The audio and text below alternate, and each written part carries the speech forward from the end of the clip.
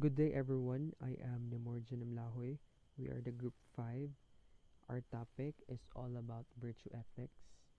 This covers the happiness and ultimate purpose in lesson 1, virtuous excellence in lesson 2, and in lesson 3, moral virtue and Mesotes.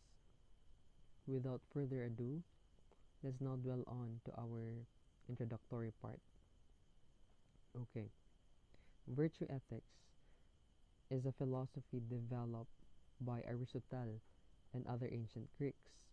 It is the quest to understand and live a life of moral character.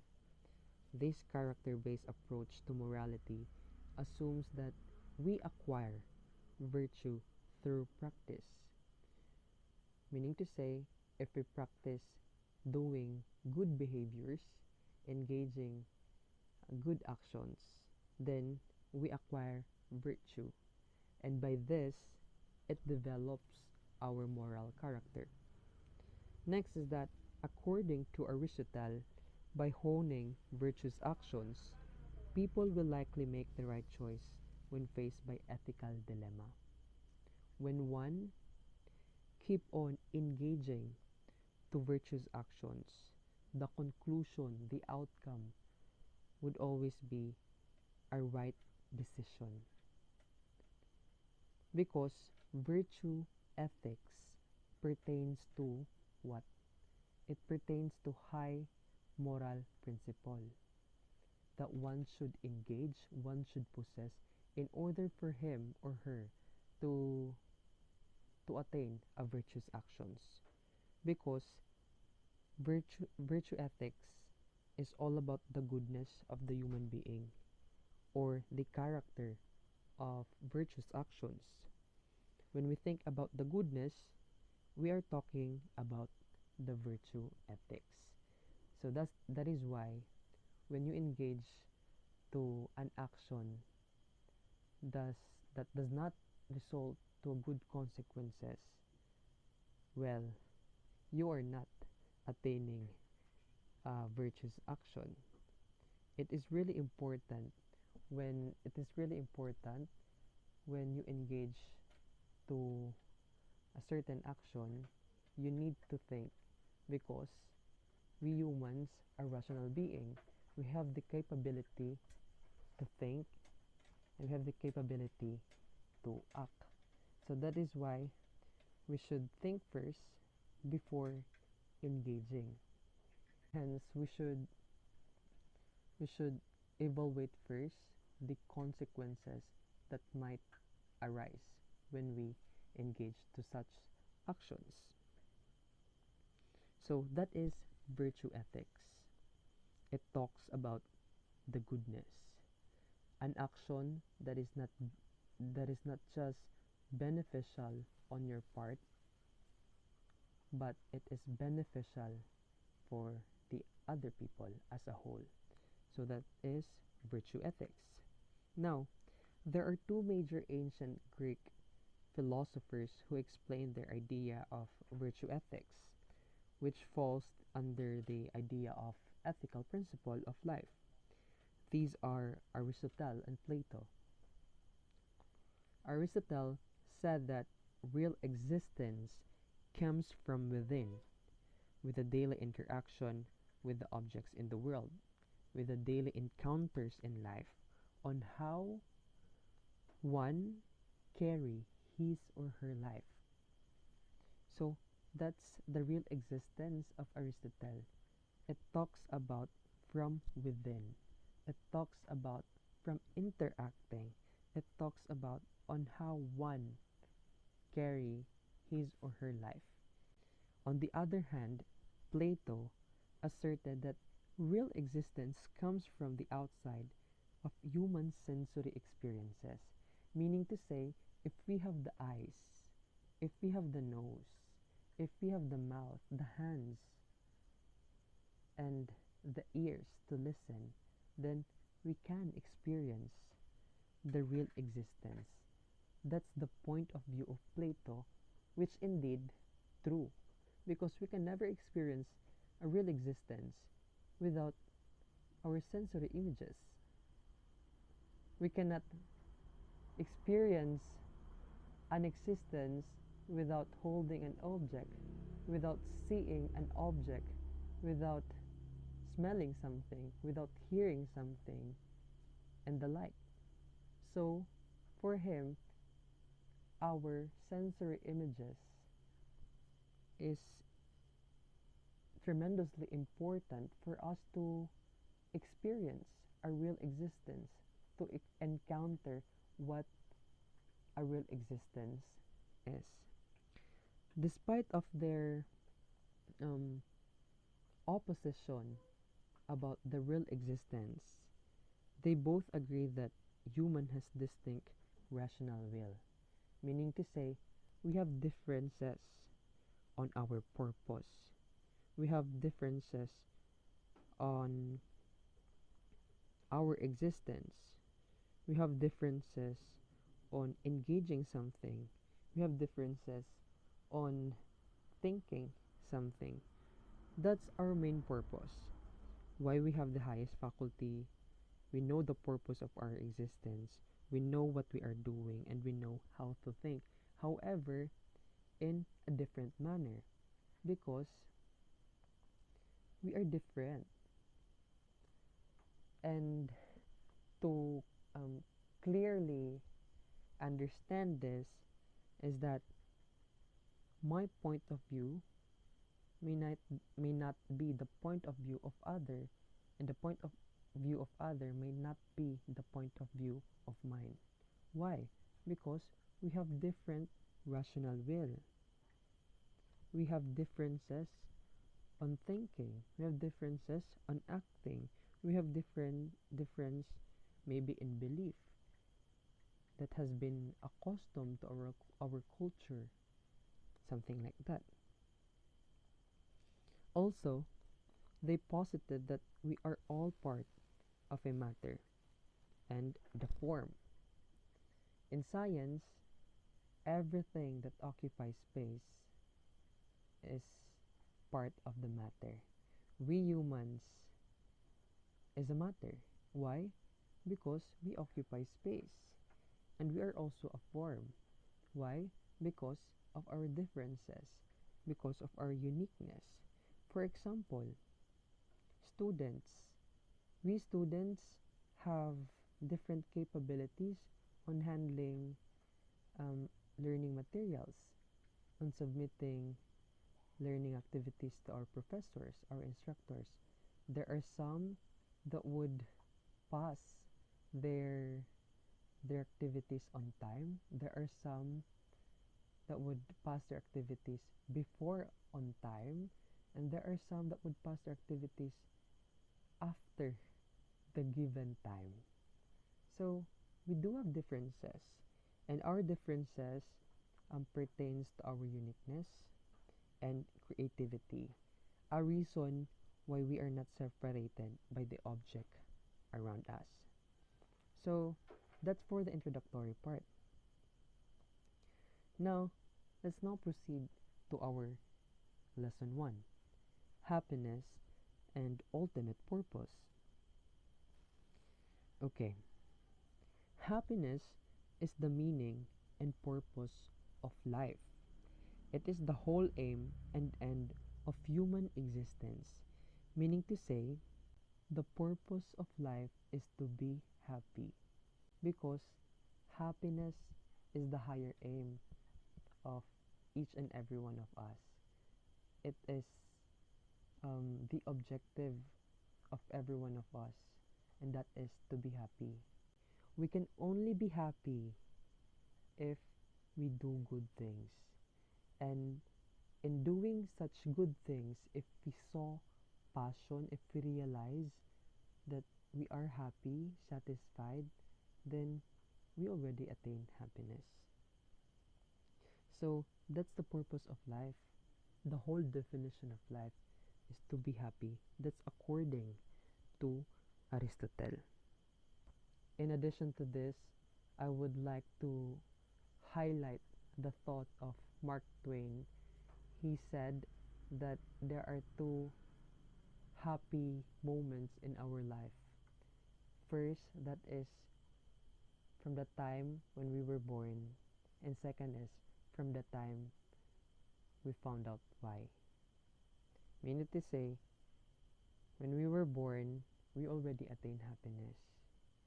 And when we found out why we are born, we can attain happiness. Later on, this happiness um, will be discussed thoroughly by us, by Mom Toyoan and me, for you to know if you're already attaining your happiness or not.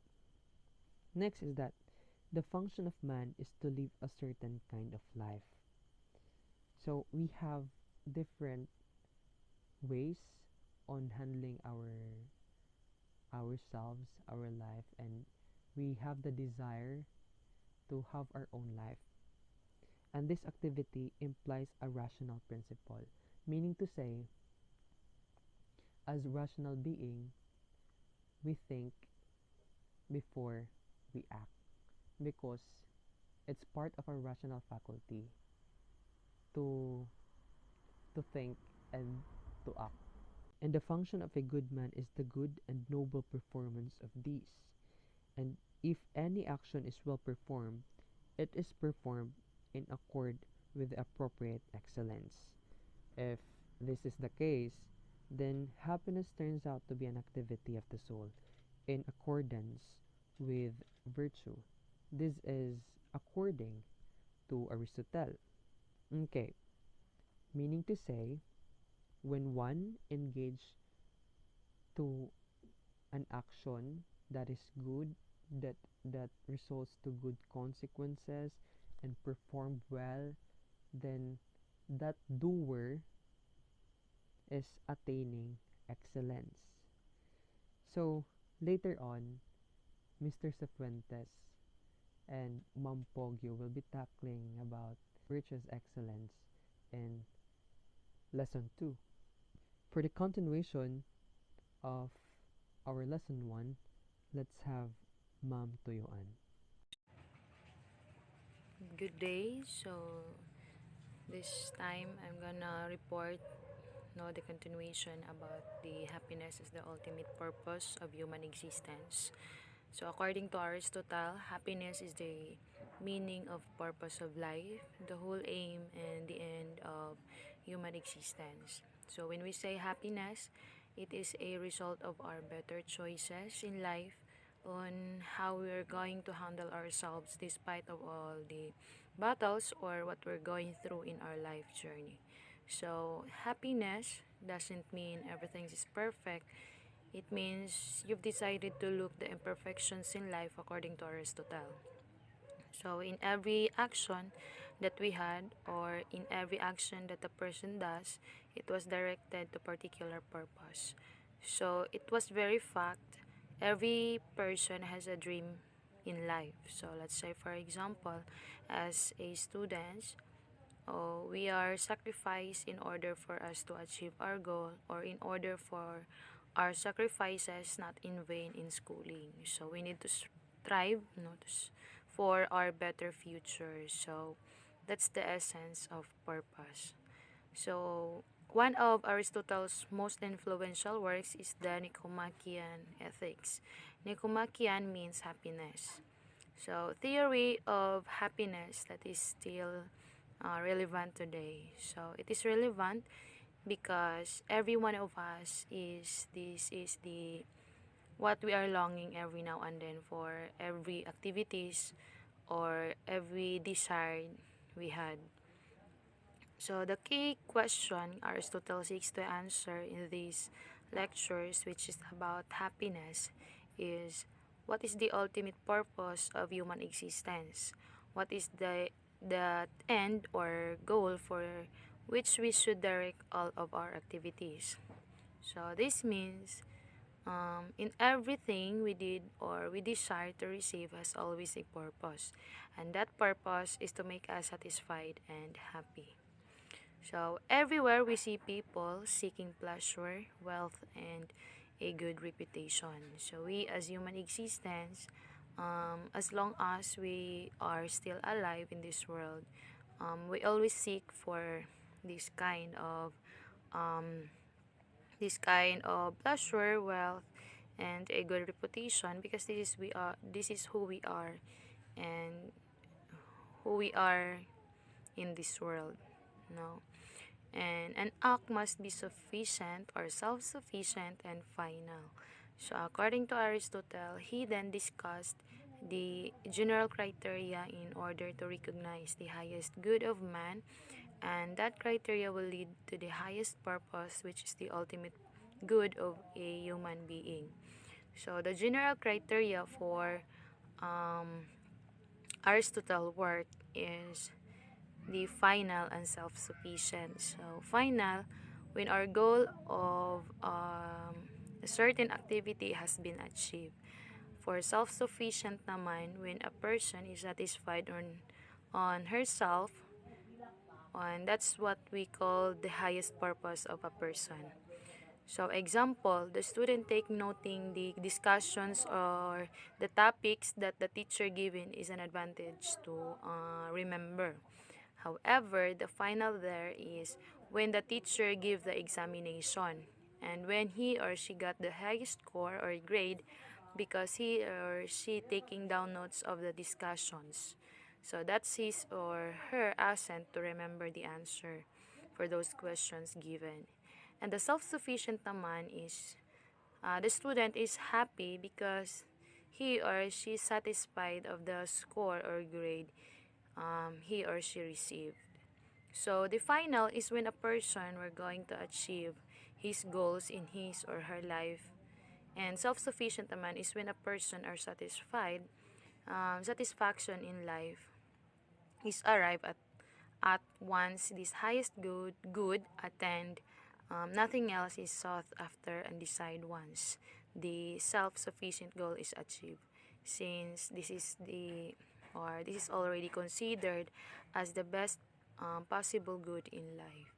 So we could say that there is highest purpose of life when we meet these two important things in life, which is final means or actions for our goals to be achieved, and that will lead us to be happy, which is self-sufficient. And that's what we call life, because life is all about happiness according to Aristotle. Without happiness, life is nothing.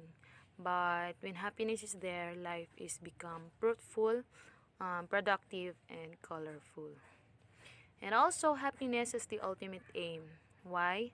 Because every activity has a cause or a final aim. So it is also called that final aim called flourishing. So happiness is connected with our function as a rational beings. So it is the goal of human action. It is not pleasure, no, honor or wealth. It is related to the purpose and the functions of human beings. And now, happiness has two divisions, the short term and the long term. So when we talk about short term, it is something we want to do in the near future. And that near future can mean today, this week, even this month, or even this year. It is a goal that is something we want to accomplish soon. So let's say, for example, as a student, uh, as our level, no, a level of our studies now is we should or we need to pass the academic or those subjects, no, or learning something new and hang out with our friends, or working a part-time job as a professional. In contrary, long term is something we want to further in the future. No, it is the goals require time and planning. They are not something you can do this week or even this year. Long-term goals usually take 12 months or more to achieve. Like say for example, as a student naman, like graduate from college, then after that to have own business and career in accordance of our profession. Okay, thank you. Before proceeding to the next lesson, I would just like to add and share something. Ultimate purpose, we do it or act something because it is beneficial for us, then that benefit is happiness. We engage to an action because we know we can attain happiness. So that's the ultimate purpose. And yes, there is the general criteria in knowing the highest good of a man, the final end, and self sufficient. Final end, if you are not craving or desiring for more, then you are in your final end stage. And if you're in your self sufficient stage, you are satisfied and fulfilled already with what you do. Now, for you to determine if you're self sufficient or not, you need to ask yourselves if you're happy in engaging that action, if you're happy in doing that certain action.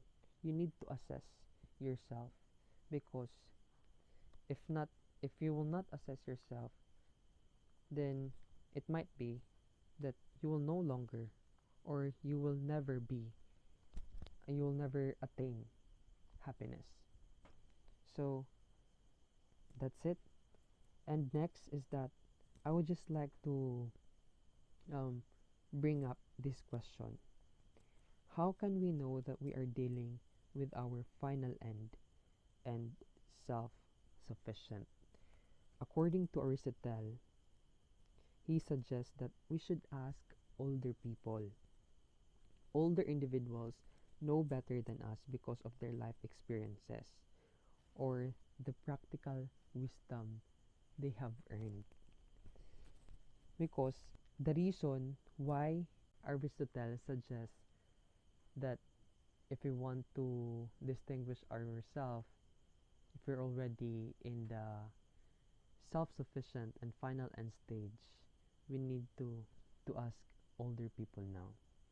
Happiness seems to be the final end and the most self sufficient aspect of life that one can aspire for, according to Aristotle. That is why you can never attain the final end stage by not asking yourself if you are satisfied with what you do, because these two criterias works together. Although we have different definition of being happy, as Ma'am Tuyuan have said a while ago. For others, being happy is tied up with wealth, power, pleasure, and etc. But this is not always the case. Happiness, according to Aristotle, is to function very well in everything we do. Meaning to say, you can only attain happiness if you realize that you are happy doing it. Hence, you found a passion when engaging to that action. Meaning to say, we can only attain happiness if we have realized that it is really our passion. If it is really our passion to teach, our passion to educate, our passion to make buildings, our passion to preach, our passion to save lives, our passion to secure the people. So it is like that. If you just do it just because, okay, if you just engage to an action just because it is your task and it's your obligation, without embracing the flow as a passion, then it is not happiness. It does not focus on happiness. It focuses on the obligations, on the compliance. So that's the reason why we students should always embrace when a teacher gives us a learning activity. Why? Because they are giving us the opportunity to learn something. And if you will not embrace it, or you will just do the activity because of because of a grade, then you're not attaining happiness, and at the same time you're not attaining a learning. So it's very important that when we engage to something, we should know our passion, because by knowing our passion, that's the time we can determine that we really attain happiness. If you know already that it is your passion, then that's the time that you work hard for it, work well on it, you perform it well, and you put a creativity, a a perseverance, something like that. And how we differ from the rest? That's the another question. We differ based on the way we perform actions. That includes our uniqueness, creativity, perseverance, determination, and other values that are important, because a person can't only perform by function, he can also perform it well. So that's it. Okay, before proceeding to the next lesson, which is the virtuous excellence, I will just give you one example for you to deeply understand the happiness and ultimate purpose. Okay, Ben, an 18-year-old student at Don Andres Academy, wants to be a teacher someday. When he graduated from senior high school, he already had an idea of what degree program to choose for his tertiary education. With that, he chose BSED. After 4 years of studying, he graduated and was looking for a job at a private institution until he got hired. During his 2 years of teaching in a private school, Ben realized that he was happy teaching the young students.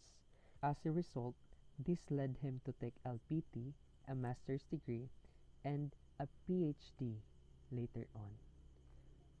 So here, Ben realized that in teaching,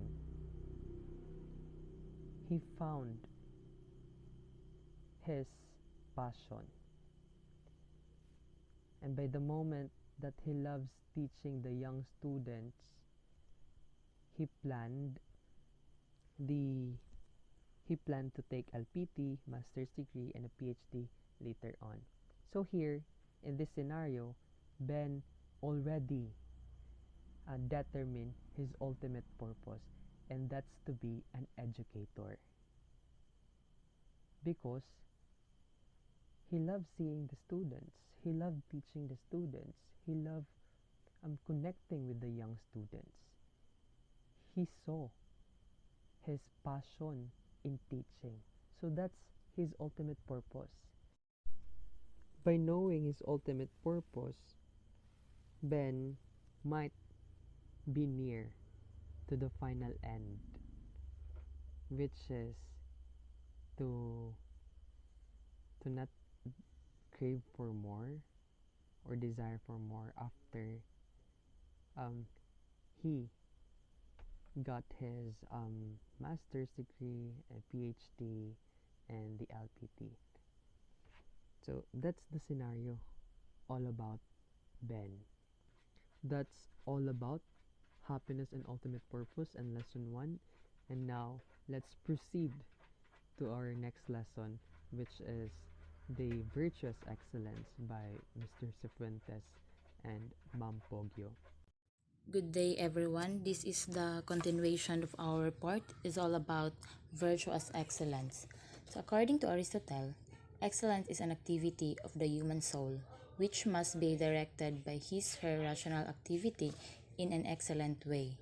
To be an excellent, virtuous person is to determine good and righteous actions. Also, this virtuous excellence not only deals with the rightness or wrongness of individual actions, it provides guidance as to sort of characteristic and behavior of a good person will seek to achieve. So, difference between virtuous excellence. Virtue is the inherent power of a god or other supernatural being, while excellence is the quality of being excellent. So, this virtue requires excellence in being for good. So, for example, of virtuous excellence is honesty, courage, compassion, generosity, integrity, fairness, self control, and prudence. So, these virtuous excellence is important because they are the basic qualities necessary for our well being and happiness.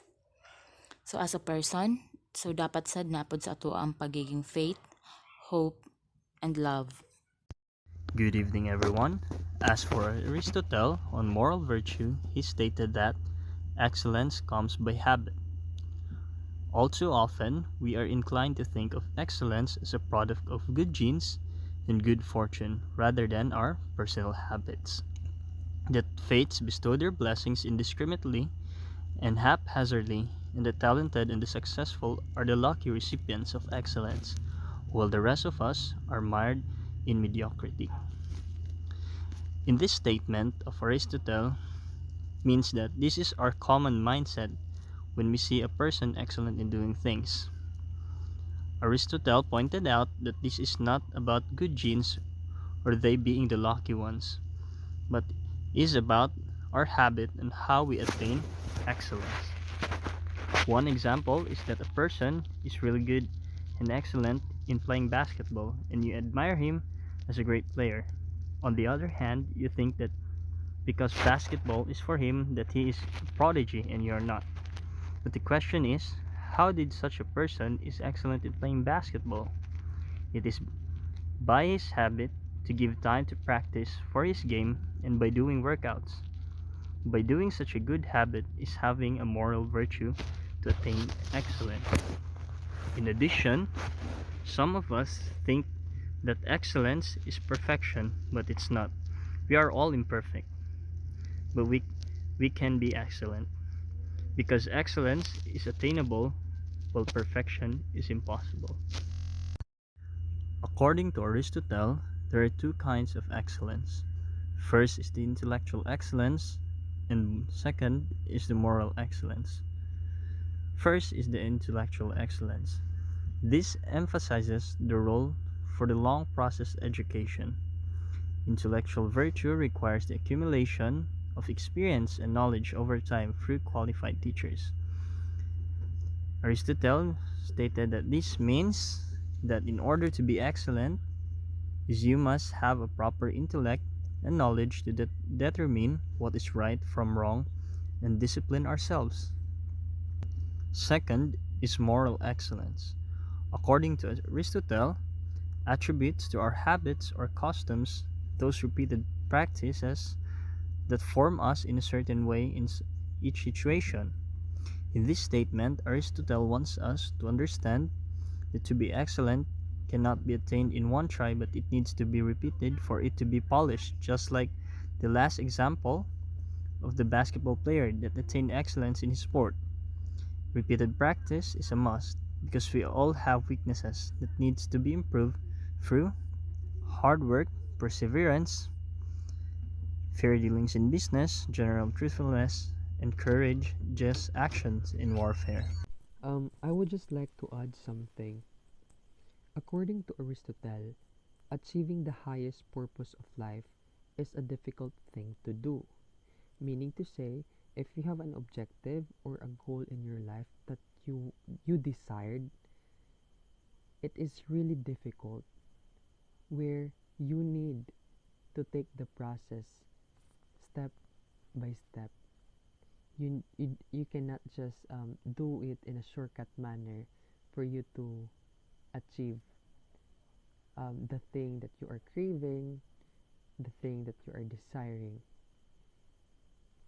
That is why, in order for us individuals to achieve excellence, we need to encounter bad days. Example given are the failures, the difficulties, the problems, because that would give you basis and how to overcome upcoming problems in life. Your personal experiences and trials in life will serve as a learning that would aid you possess virtuous actions to attain excellence. So that that's it. You cannot perform something in excellence in just a single act. In short, it cannot be done overnight. That is why I have stated a while ago that if you have an ambition, an objective, a goal, you need to take the process step by step. That's it. Because the excellence is the activity of the human soul, meaning to say, it's all about our passion, the things that we love. We cannot attain excellence in the actions that we just engage because it is our task or just for compliance. That is true. Here, in trying to pursue excellence, we at the same time commit mistakes, but that's okay because we learn something good.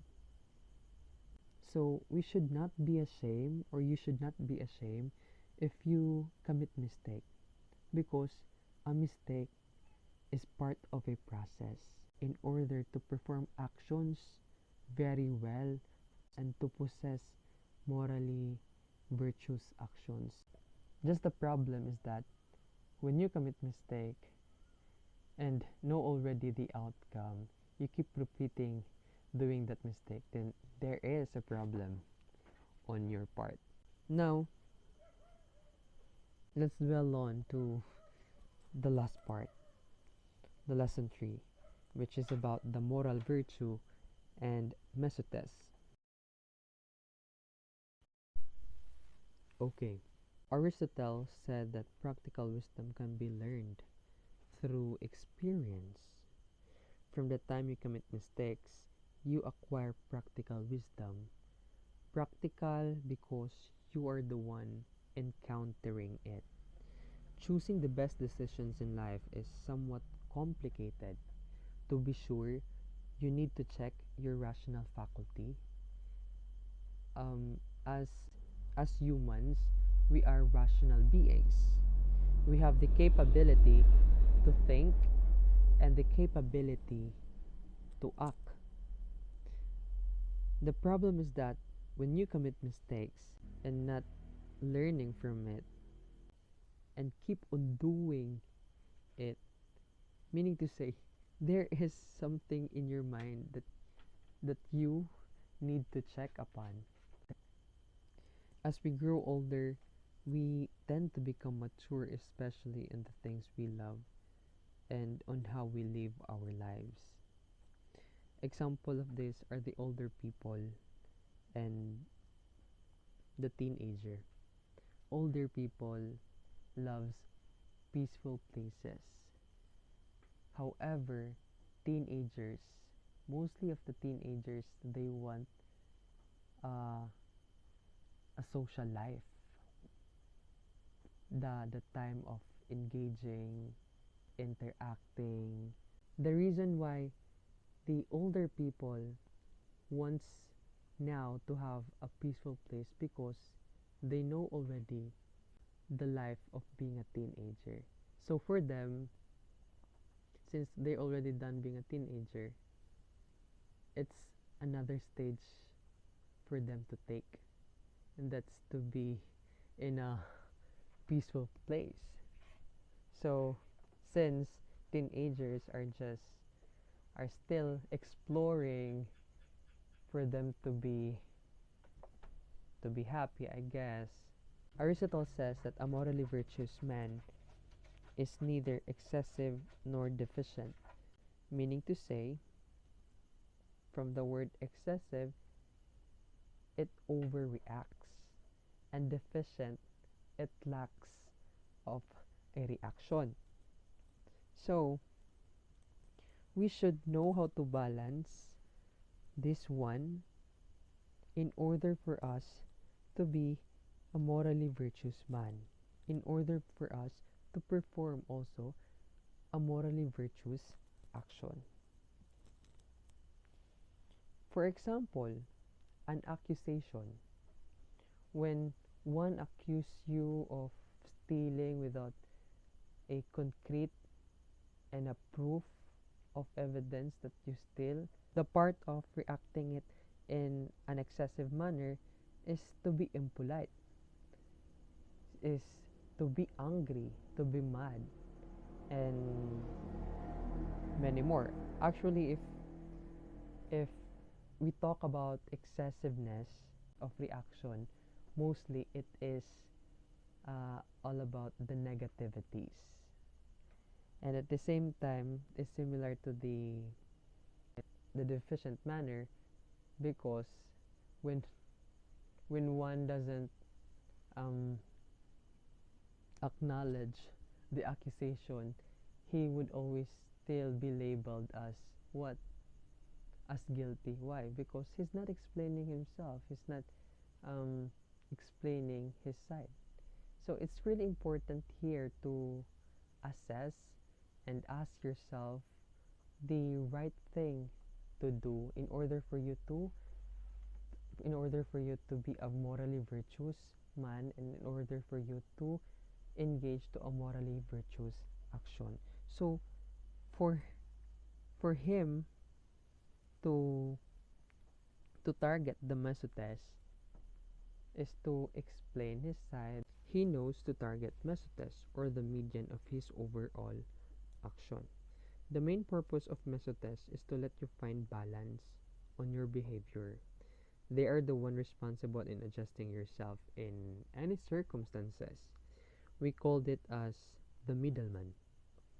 If you want to be morally virtuous person, you need to target your Mesotes. We need to target our Mesotes. We should balance on reacting things. Reacting it excessively is not good. And when we react in a deficient manner, it's also not good. So there would always be a middleman, a balance of our actions for us to target our Mesotes. Because our feelings, passions, and actions have its own middle point. If we know how to find our middle point or Mesotes, it is not hard for us to do the right action. Well, if you already distinguish how to react on things and how to target our Mesotes, most most likely we will conclude to the right action. Okay, to deeply understand the moral virtue and Mesotes, here is an example. Rina, Jeremy, Elaine, and Marco are students who always leave their classroom last. These four learners have been known to be best friends since their elementary days. When they're about to leave the classroom, Marco suggests to his friends to just wait for him outside as he needs to tie his shoelaces. But Marco stayed in the classroom for 5 minutes. After fixing his shoelaces and checking his new shoes, he then left the classroom closed but not locked. The next morning, the teacher found a vandalized blackboard and was trying to figure out the vandalizer as she asked the students. Later on, Marco was accused by her teacher of vandalizing the board. He then explained himself and asserted that he didn't do anything on the board as he was only fixing the tie of his shoelaces. Now, in this scenario, Marco has three ways to react. To react excessively, to react in a deficient manner, and to react with balance. That is to target the Mesotes. Okay. In the excessive part, Marco might get angry or be impolite to his teacher because why are you accusing me of vandalizing the wall without the proof? It's like that.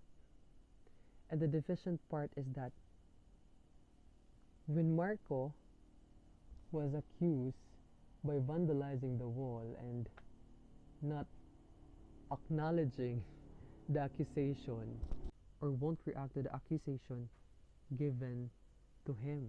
So, how can this be in a balance stage?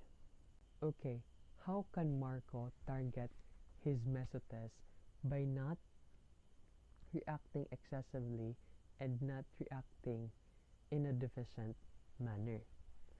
For him to target his Mesotes and attain a morally virtuous action, he need to explain himself in a polite manner and with a courtesy approach to his teacher. So that's the very important thing, especially that when you are accused without a proof, you still need to explain your side.